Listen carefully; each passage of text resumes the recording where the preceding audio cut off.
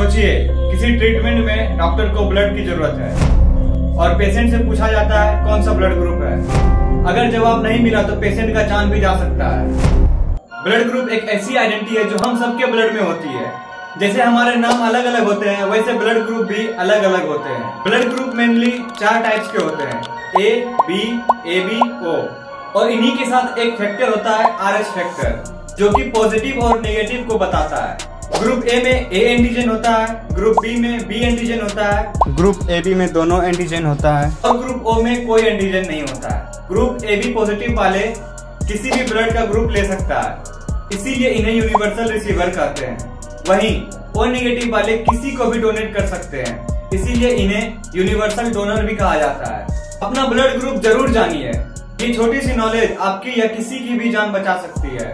अगर आपका हेल्थ सही है तो आप ब्लड डोनेट करके खुद एक हीरो बन सकते हैं।